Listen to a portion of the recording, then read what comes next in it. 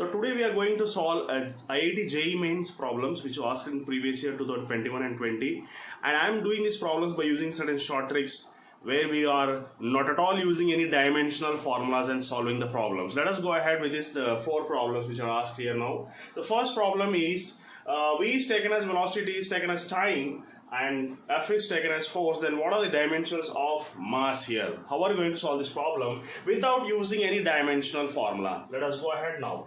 So we can write mass is equal to force by acceleration because F is equal to ma, and you have to write this in terms of velocity and time. You all know acceleration is nothing but change in velocity by time. So F, instead of a you are going to write v by t. So therefore this can be taken as ft v power of minus 1. So this is your answer. No need of using any dimensional formula. Next, we can go ahead with the second concept.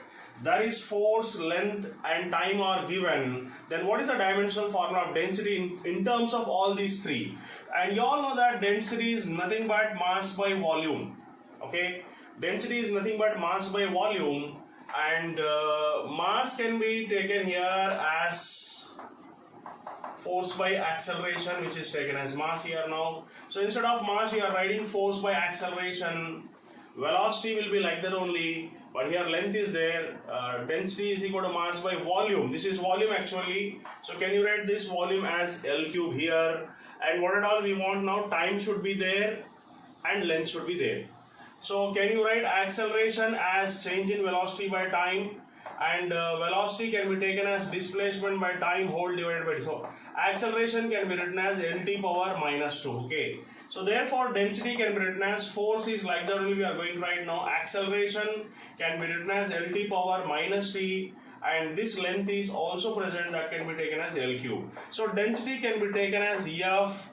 This is L power minus 4 because this is L power 4 and this is T square. So we have written density in terms of force, length and time. We have written density in terms of force, length and time. So this is the method of solving the problem without using any dimensional formulas. Now let us go ahead. How are you going to find out speed, acceleration and force is given? You have to find out what is Young's modulus. And you all know that Young's modulus is nothing but stress by strain, and strain is dimensionless, stress is nothing but force by area. Okay, and you have to find out Young's modulus in terms of speed, acceleration and force. How are you going to do that now? Force you will write like that only. And what is acceleration? You know acceleration is nothing but v square minus u square by 2 into s. 2 is not having dimensions. So can you write acceleration as v square by s is taken as L here. Okay, that's it. So you have to write acceleration here. Acceleration can be taken as capital A, which is nothing but v square by L. So y is equal to F, you will write like that only.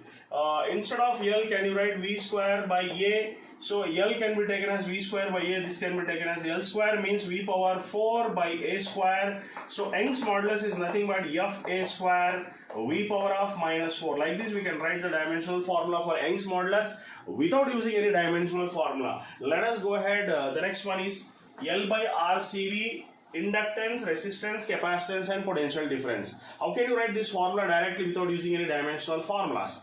So you all know that there is a time constant which is taken as inductance by resistance here.